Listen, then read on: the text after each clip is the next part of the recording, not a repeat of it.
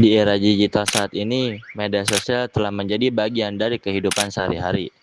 Namun, di balik kemudahannya, terdapat ancaman yang sering dianggap sepele, yaitu cyberbullying.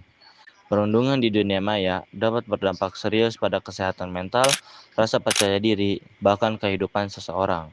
Oleh karena itu, kita harus lebih bijak dalam menggunakan media sosial. Salah satu contoh nyata yang pernah menghebohkan Indonesia pada kasus Justice for Audrey. Pada video ini, saya akan membahas kronologi, analisis, serta pelajaran yang dapat kita ambil dari kasus tersebut. Halo semuanya, perkenalkan saya Muhammad Rizal Ansor Alawi. Pada kesempatan kali ini, saya akan membahas salah satu kasus yang pernah menjadi perhatian masyarakat Indonesia, yaitu kasus Justice for Audrey. Kasus ini tidak hanya menyangkut dugaan kekerasan terhadap anak, tetapi juga menunjukkan bagaimana media sosial dapat mempengaruhi opini publik sebelum seluruh fakta terungkap. Kasus ini terjadi di kota Pontianak, yaitu Kalimantan Barat. Peristiwa bermula pada 29 Maret 2019 ketika Audrey, seorang siswa SMP, bertemu dengan beberapa siswa SMA setelah sebelumnya terjadi perselisihan melalui media sosial. Pertemuan tersebut berakhir dengan tindakan kekerasan fisik. Beberapa hari kemudian, keluarga Audrey melaporkan kejadian hal tersebut kepada pihak kepolisian.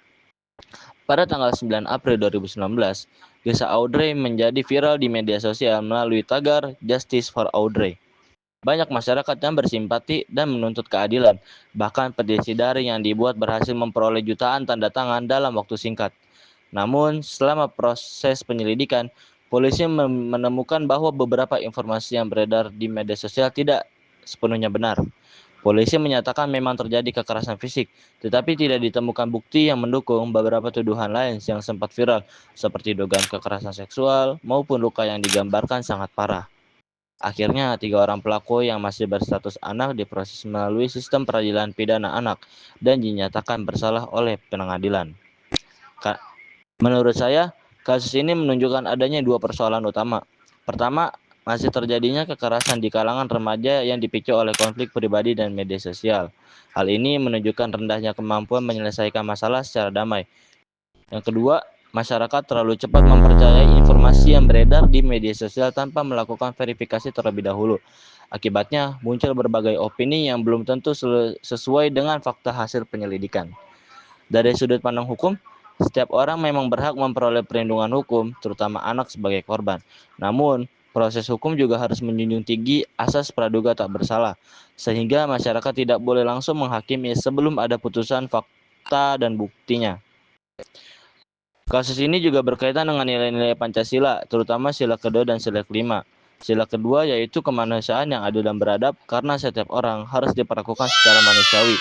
Sila kelima yaitu keadilan sosial bagi seluruh rakyat Indonesia yang menegaskan bahwa keadilan harus diberikan kepada semua pihak melalui proses hukum yang adil. Beberapa solusi yang dapat dilakukan agar kasus serupa tidak terulang adalah yang pertama itu meningkatkan pendidikan karakter dan etika bermedia sosial sejak usia dini. Selanjutnya itu mengajarkan penyelesaian konflik melalui dialog dan mediasi, bukan kekerasan. Yang ketiga, orang tua dan sekolah perlu lebih aktif mengawasi aktivitas media sosial anak-anak. Yang keempat, masyarakat harus lebih bijak dalam menggunakan media sosial dan tidak mudah menyebarkan informasi yang belum terbukti kebenarannya. Yang terakhir, penegakan hukum harus dilakukan secara profesional, transparan, dan tetap melindungi hak-hak anak. Dari kasus ini saya belajar bahwa satu informasi yang viral belum tentu seluruhnya benar. Sebagai warga negara yang baik, kita harus mampu berpikir kritis, menghargai proses hukum, serta tidak mudah terprovokasi oleh informasi yang belum terverifikasi. Selain itu, saya juga menyadari bahwa kekerasan bukanlah solusi dalam menyelesaikan masalah. Komunikasi yang baik dan sikap saling menghormati jauh lebih penting untuk menjaga kehidupan bermasyarakat. Demikian pemaparan saya mengenai studi kasus Justice for Audrey. Semoga dari kasus ini kita dapat mengambil pelajaran untuk lebih bijak dalam menggunakan media sosial, menghargai proses hukum, serta menjaga nilai-nilai kemanusiaan dan keadilan dalam kehidupan sehari-hari. Terima kasih atas perhatian teman-teman. Mohon maaf kalau semisal ada salah, kurang lebihnya.